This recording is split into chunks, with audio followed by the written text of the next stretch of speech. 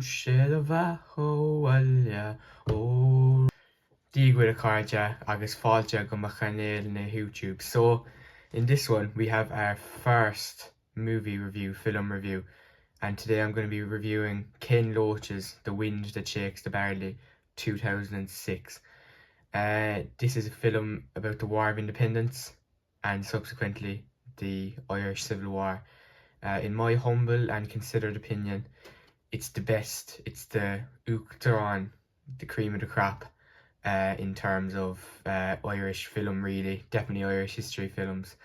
Yeah, it's an absolute masterpiece. I'm going to be dividing this video into two sections. So the first one, it's going to be quite short because I want to properly discuss the film, but it's going to be a non-spoiler section. Then I'll give the rating out of 10, and then swiftly afterwards we'll get into the spoilers review. Completely plagiarized from BHL Hudson. I'll leave his link in the description. Unfortunately, he's no longer on YouTube making videos, but he was one of my favorite YouTubers back in the day for his film reviews. So I'm gonna take a bit of a leaf out of his book and copy his sort of mantra. Without further ado, let's get into the non-spoiler review of An Gné Ag Crilla na Éireanna, The Wind That Shakes the Barley. The film begins with a nice game of hurling between our Irish volunteers, we call them. A nice game of hurling where comedic kind of moments are shared between Pádraic Delaney's character, Teddy, the main character, Cillian Murphy, Damien's brother. There's a bit of a spat between them and it's quite funny. What I would say about this film, one of the best things about it is its authenticity. So every single, pretty more or less, every actor that was playing a Cork person anyway, you can tell they're from Cork, and the Cork dialect is really there, you know. I really thought this was absolutely brilliant, and look, they're actually volunteers. This is a fun fact. These actors weren't actually, most of them weren't actually paid for their role. They volunteered to do it. You know, but still, for considering they weren't paid, extremely good actors. But that sense of authenticity, you know, you could get the best actors in the world. You could have got Matthew McConaughey, Robert Downey Jr., and they wouldn't have done anywhere near as good of a job as these Cork-based actors did, because they had the dialect down to an absolute T.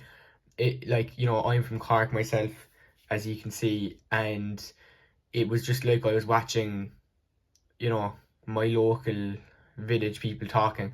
That's how authentic it was. That's how brilliant it was. So I found that to be a huge probably one of the biggest pluses of the film, was that all the interactions were just so authentic.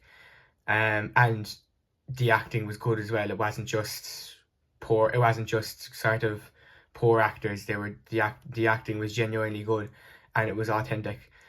So the film, and it's quite difficult to discuss the film much further without going into spoilers.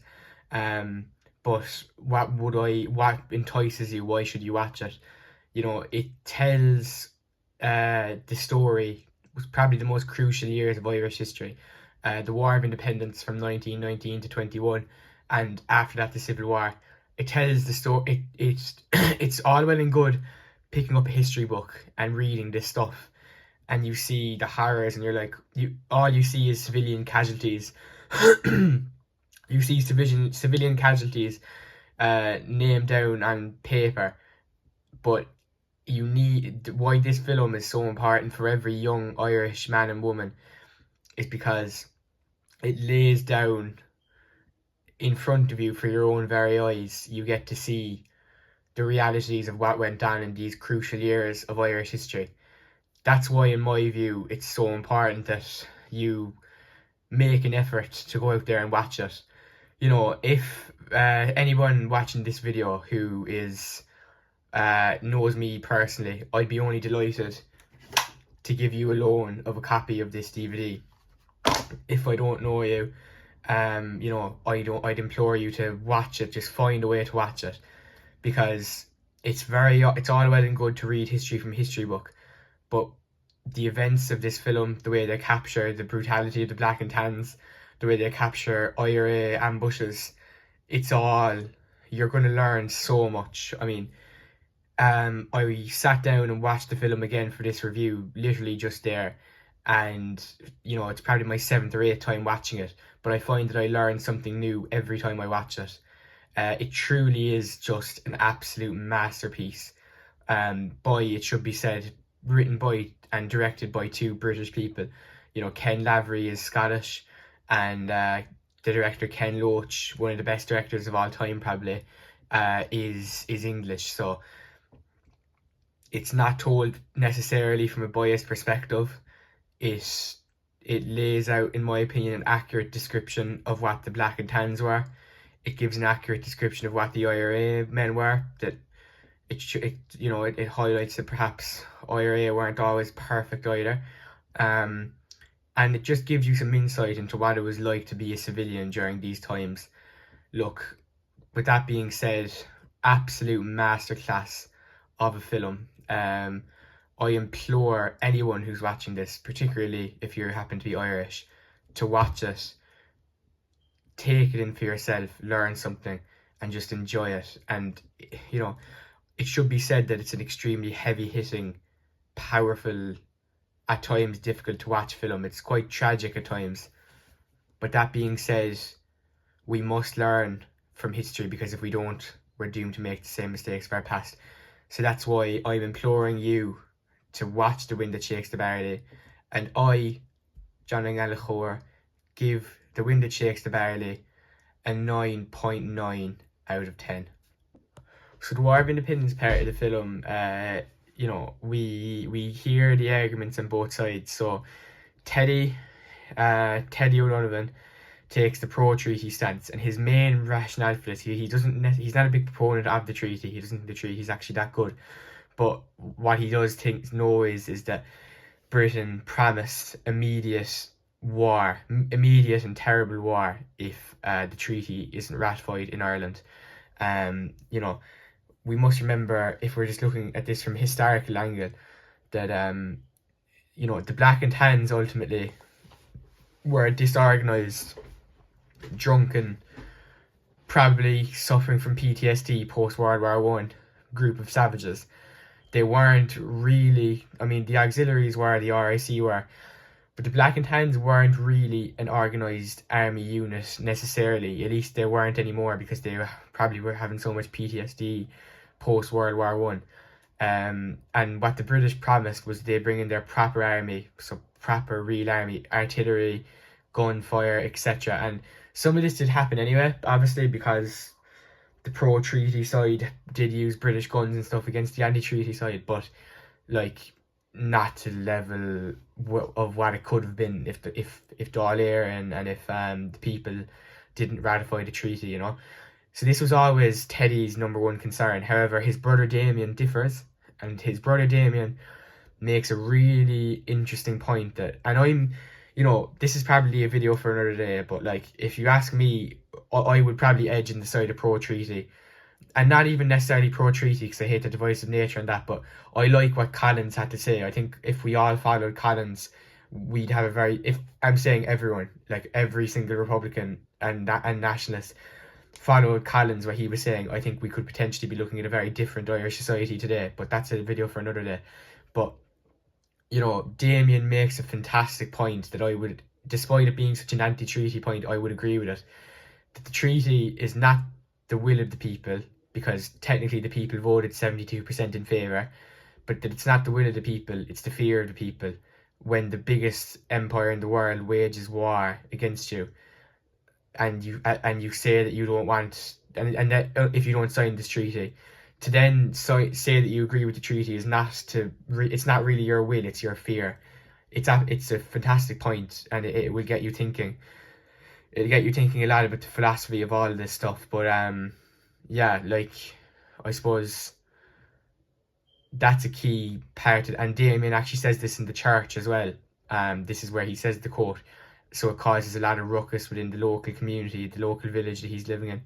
And the civil war is well and truly underway now, and there's a couple of battles. We see we see, interestingly, the Green and Tans, much like this is what they call them, the Green and Tans, the National Pro-Treaty Army. They come in to Micheál O'Sullivan and Sinead, our lover, our love interest in the film, into her house, just like we saw at the start of the film with the Black and Tans.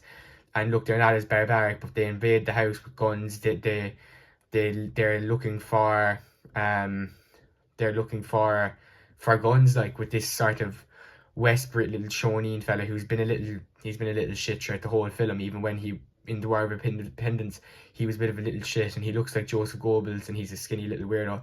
And he's leading this pro-treaty army attack into their house, and he's threatening them and stuff, and he's saying, "Is there any guns in your house here?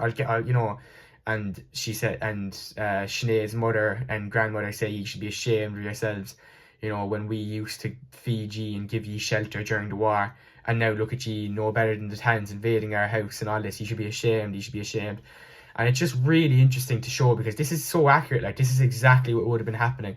Like, in the space of a year, we went from fighting the Brits to just fighting each other, and anything could happen. Brother against brother, neighbor against neighbor. Like, anything goes in this war. Like, it was absolutely a crazy time to live in.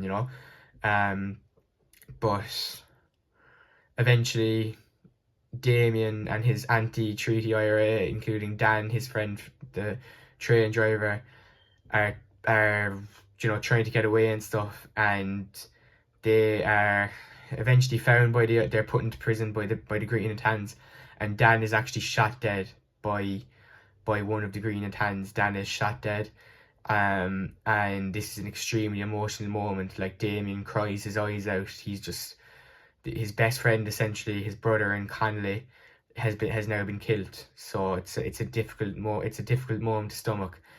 And Damien now is being told the prospect in an extremely emotional, probably in my opinion the most emotional part of the film. Like, I'm nearly crying even talking about it, where Damien and his brother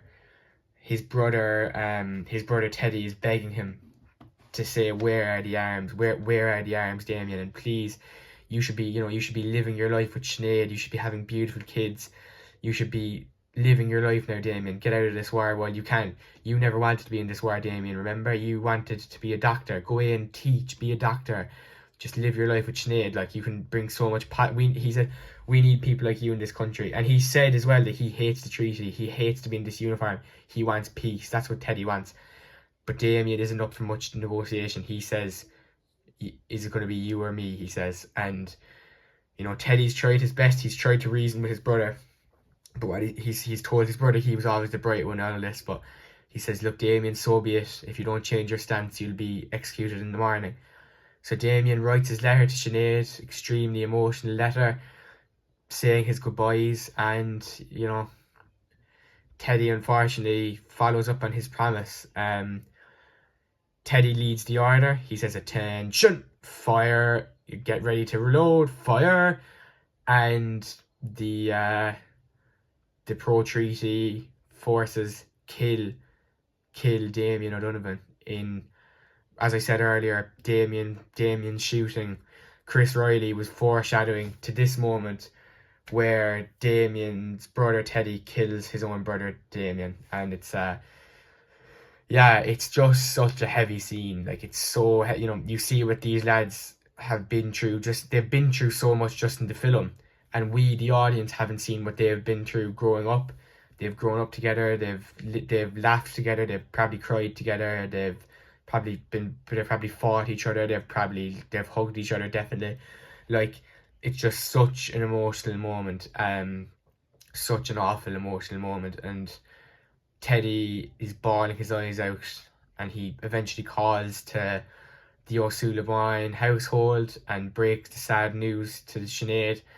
She asks him what's the matter. He doesn't have the balls to tell her straight up. He gives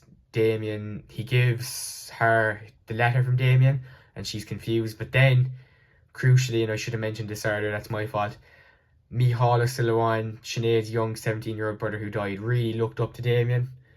he really looked up to him, and so Sinead gave Damien his Saint Christopher's medal for something. Maybe it was hurling, I don't know. And she said, I know he'd want you to have this, Damien, and he's extremely grateful. And he asks that Sinead have this when he dies. And Sinead, when Teddy hands this to him, she knows straight away what's happened, and she starts shouting at him and hissing at him and punching him and saying, I never want to see you ever again. So Teddy emotionally walks away, and the screen pans to black, and that's the end of the film. It's an absolutely gut-wrenching film, lads. Like, I hope I've done it some sort of service with this review. It is my favourite film of all time. You know, I gave it a 9.9. I think I'd probably give it a 10, to be honest. The only reason I give it a 9.9 is because my one flaw with it would be it's a little bit chronologically broken. So, like, and what I mean by that is the order of the film compared to the real historic events don't really align at times. At least maybe just that's how I felt anyway. Like, you know, we kind of pan from, and somebody please don't tell me down in the comments if you think I'm wrong here, because it easily gets a 10 out of 10 if this isn't true, because this is my only slight gripe with it. But my problem with it, my one flaw is it kind of feels like the film, it's the War of Independence, then 2 days later the Civil War happened. It's like within a click of a finger we go straight from War of Independence to treaty, which isn't really true. Like, there was vigorous months of treaty debates, treaty debates in London, then there was treaty debates in Dublin, in Dáil Éireann, and then a few months later we had the Civil War. So, like, really, the end of War of Independence, there was about 7 or 8 months later was when the Civil War started. It wasn't just a click of the finger straight away, and it kind of feels like that when you watch the film. It doesn't really feel like 6-7 months have passed when that's how it should be.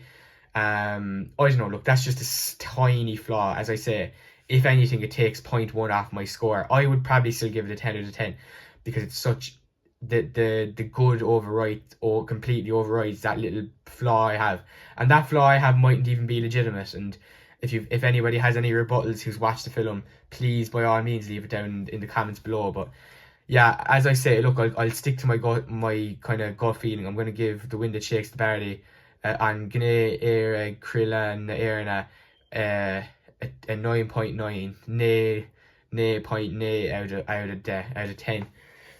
It's an absolutely incredible movie, lads. If you're Irish, it's a non-negotiable. You simply have to watch it. If you have any respect for your nation, any respect for learning the history of what came before you, I think it's the best way you're going to learn about history personally. You know, if you're a visual learner, you're going to absolutely love this. And even if you're not Irish, even if you're not that interested in history, it's just a really decent piece of film that's gonna wrench at your gut, and it's gonna really, it's heavy, it's a tough watch, it's, as I've explained, it's this very sad film. But that being said, I highly recommend it. Akarja, thank you so much for watching my first ever film review. Please leave any movies down in the comment section below that you want me to watch or you want me to review. Perhaps I've already watched them and I'll give a review, perhaps I haven't, and I can, so please, by all means, leave in the comments down below what film you want me to review next. If you enjoyed the video, please leave a like. If you didn't, by all means, leave a dislike and tell me what you didn't enjoy about it. That being said, Gurb mi na magwив agus ihoa. Right, folks, that's the non-spoiler part of the review finished. I'm going to give you Cúig Nóiméad 5 seconds to click off the video now. So anyone who isn't familiar with the Irish language, I'm counting down from 5 here. So Chúig, a Cahar. Oh, okay, that was messed up.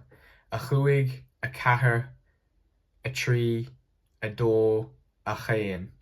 Okay, I think everyone's gone.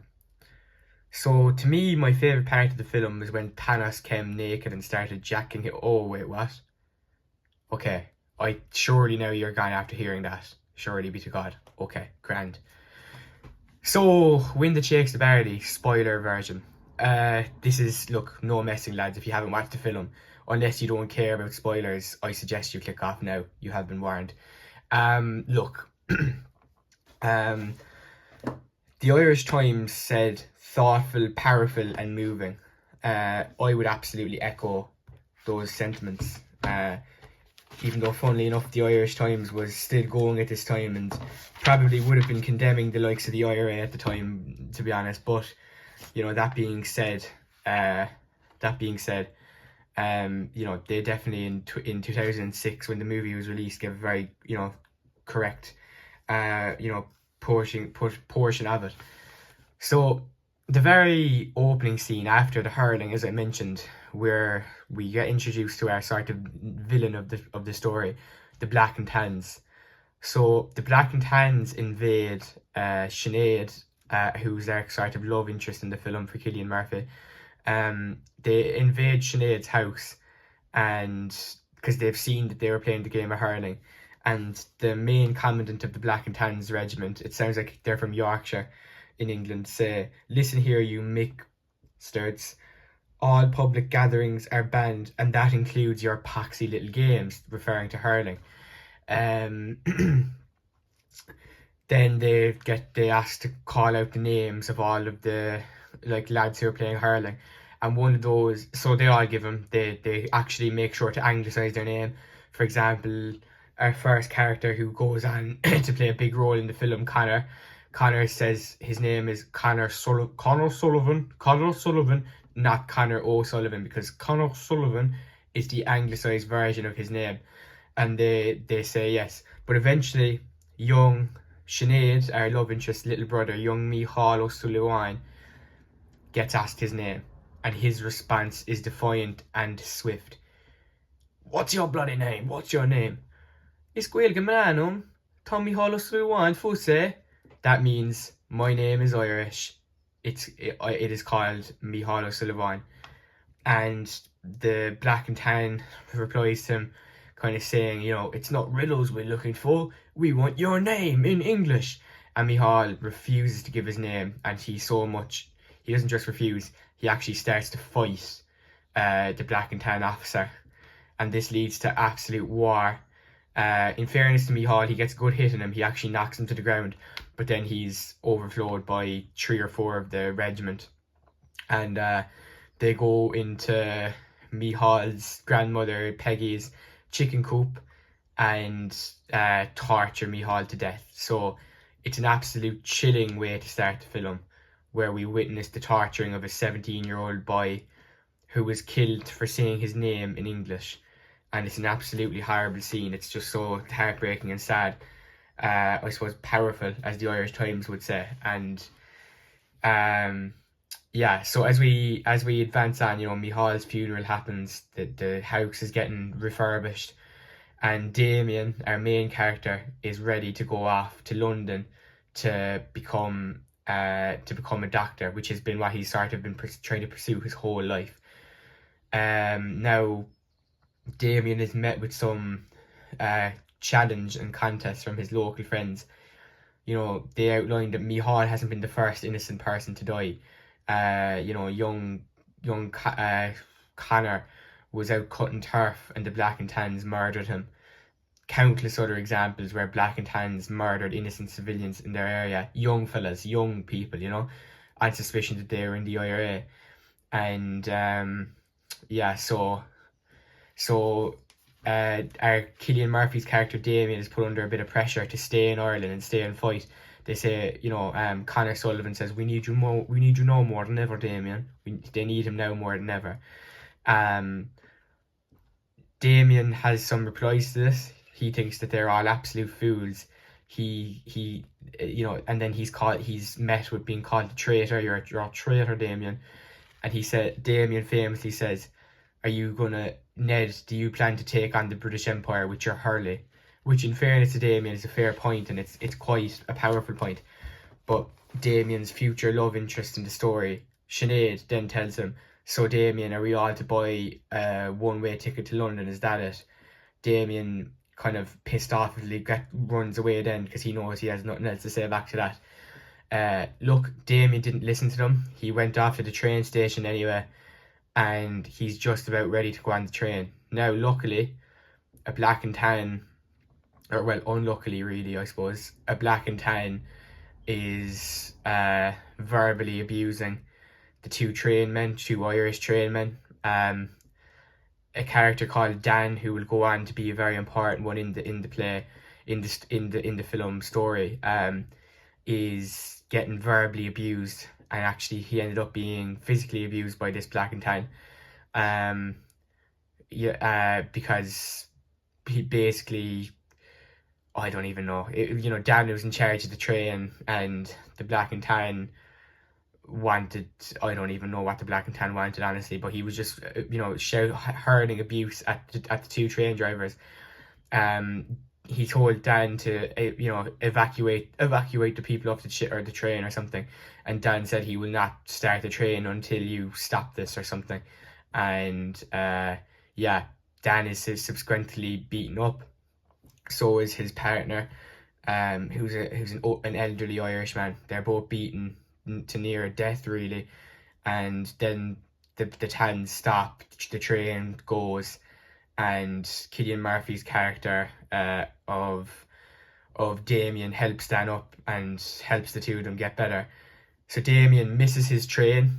He wasn't, his train up to Dublin so he could take a ferry to London, presumably, but it didn't matter. He misses the train, which is a huge key moment in the story. And straight after we pan to Damien in his shirt and tie, saying, "I solemnly declare my allegiances to the Irish Republic. I solemnly swear to defend the government elected in 1916." I'm paraphrasing, but that's Damien joins the IRA, which is a key moment in the story. His brother, there's little bits and pieces of comedy in the film, for how dark it is. There's pieces of comedy. His brother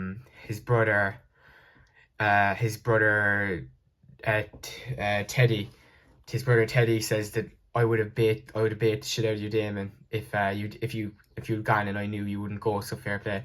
And they're all just happy to have him back.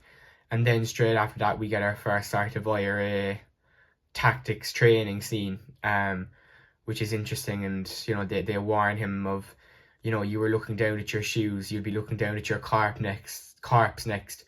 And just preparing the lads and this flying column in Cork, preparing them for the realities of what they're about to face in this brutal war. The film escalates after this scene, but the War of Independence is fought. We get lots more scenes of black and tans. Chris Riley, only a young fella from where Damien and all the lads are from originally. He's a member of this IRA flying column as well, but he also works for a wealthy British landlord as a labourer for him. And this British landlord hears word that Chris Riley has been in the IRA, and he asks for details of where Teddy O'Donovan is.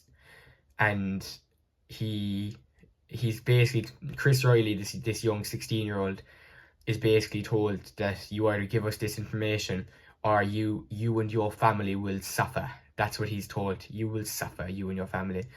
So Chris begrudgingly gives them the information, gives away the IRA hideout, and Teddy O'Donovan, Damien, and all the rest of the lads are caught in their hideout in the forest, and they're brought into a British prison. Shortly afterwards, Damien is in the prison, and he actually meets his old friend Dan from the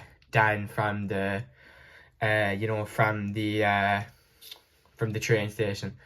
And himself and Dan have a famous, momentous conversation about James Connolly. Damien learns that Dan was a part of the Irish Citizen Army back in the day, so he would have known Connolly very well. He heard Connolly speak in Dublin Castle in the Pissings of Rhine, because he's actually from Dublin. And so he was in the Irish Citizen Army. So that's a really interesting scene where it's that James Connolly quote of "hoist the green flag over Dublin Castle and fail to establish a socialist republic, and all of your efforts will be in vain, and England will still rule you through their capitalists and landlords. So that was a sort of real moment of bondage between the pair, as they light fags with each other. But in the midst of this, uh, uh, Damien's brother Teddy is being brutally tortured by the British soldiers, black and tans. A fella from Newcastle, it sounded like his accent was kind of Newcastle, is really being very abusive, saying, give me the location of your weapons, Paddy, and all this. Give me your fucking locations, Paddy. Give it to me. Give it. And Teddy stays strong. He doesn't give it to him, despite the horrible torture, as his fingers are quite literally chopped off of his hand. Yet Teddy stays strong and doesn't give away the information. So it's a really impressive moment of true class and true resilience. As Terence McSweeney said, it is not those who inflict the most suffering, but those who suffer most who will prevail.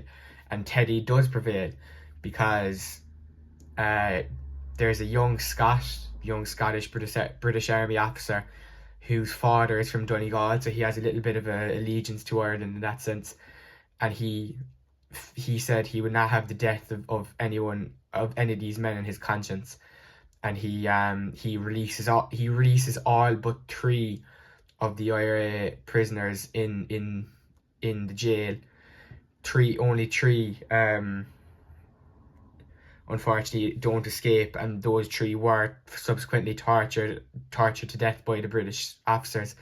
But 8 of 11 of the column got away, so that was a significant moment. And they also gained a man with that Scottish lad as well, who unfortunately went on to die in a later ambush. But yeah, that was a big person gained at the time for them. And yeah, so the IRA gets away basically and escapes prison, which is a huge key moment. And there's a great scene in the prison, and this will be the last thing I say in the prison because we have to advance. But where Teddy is being vigorously tortured, and the rest of the prisoners, what they do is they start singing Around the Veen, our national anthem, a soldier's song. A Sinn Féin, and they sing it so nicely. Fianna Fáil, and they start banging on the door. They go, Toff we Gallagher in Slew. So it's really good, and that actually overwhelmed. The British officers tell them to shut up and stuff, but it actually brings an end to Damien's torture. And they bring Damien back in, and Damien's in tears. Or not Damien, Teddy's in tears. And he said, I didn't give anything away. And Damien says, I know, you're the most stubborn man I've ever met. I know you didn't give anything away. And they all, give him a huge hug. So that's another real key scene. And finally the IRA men escape from prison. They probably took a bit of a psychological blow, but they were ready for revenge. Now, you must remember, it was Chris Riley who gave away. He was essentially the traitor. So now the lads are met with the decision of having to kill Chris Riley. Now, first, they kill Chris Riley's boss, the English fella who, forced this information out of Chris Riley. Of course, it's mainly his fault. But Chris was also considered to be a problem in this. And so, without too much remorse, Damien does show remorse. He tells the British guy that he'd send a letter to his family about his death. But Chris Riley's completely remorse is shown. Damien is almost in tears as he shoots Chris Riley, as he executes him. And Chris says, please, Damien, don't bury me next to him, and tell my mum that it'll be okay and all this. And Damien says, do you know by the crossroads, that's where you'll be getting buried. And that gives Chris a little bit of peace, if any. Chris says, I'm scared, Damien, before he gets shot. And Damien, begrudgingly in tears, executes young Chris Riley. And this absolutely changes Damien as a person. This has an awful psychological impact on him. He actually says that he told his lover Sinead that he doesn't feel anything after it. he can't feel anything. He just feels so guilty and disgusting about himself.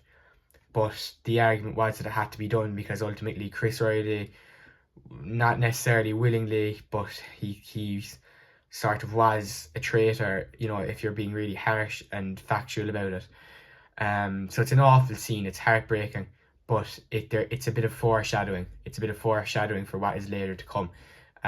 Yeah, so the film advances and the IRA plan yet another ambush, and go to Davey Holden's channel. Davey Holden, I'm going to leave a link to him down in the description. He details a really good analysis of this attack, and of sort of breaking it down. Like, Davey Holden's a brilliant Irish history channel that I'd love to do work with in the future. But yeah, I'm going to link that particular video and his channel in the description, but where this scene is analysed further. But yeah, basically the IRA resoundingly defeat the Auxies, the auxiliaries, not black and tans this time. And Teddy, dressed up in an auxiliary uniform, he's giving a thumb to give them a lift, and so they think he's just one of them.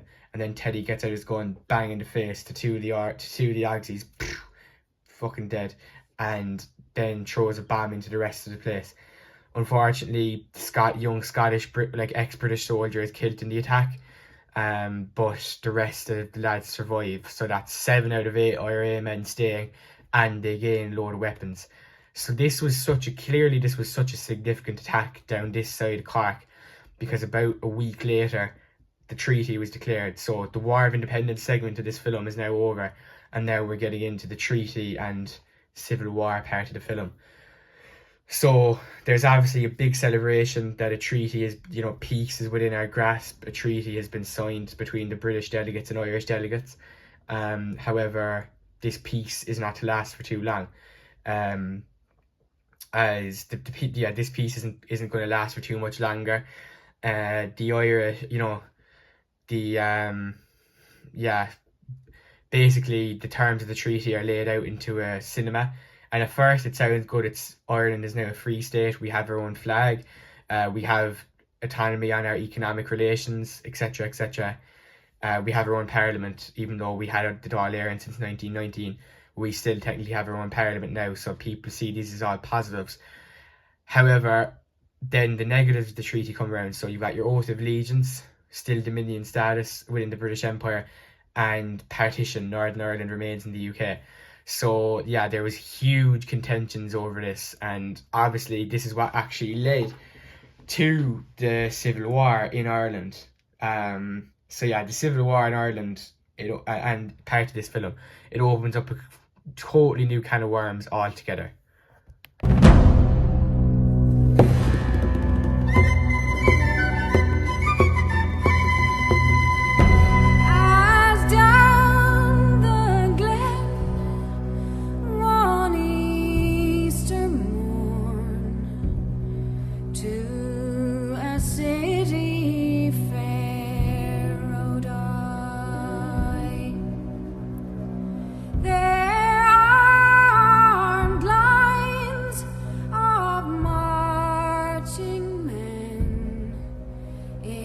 Squadrons pass me by. No pipe did hum, no battle drum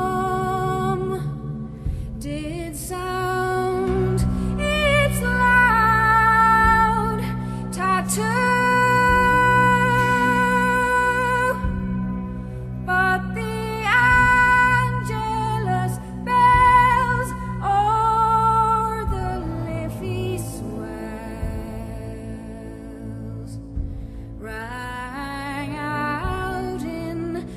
Foggy June.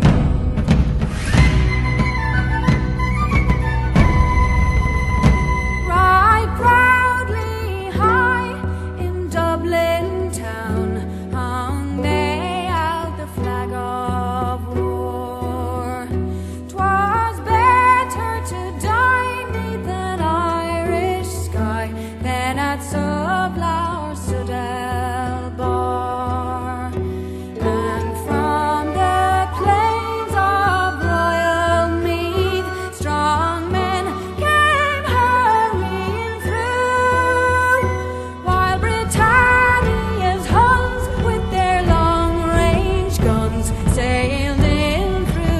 foggy tears.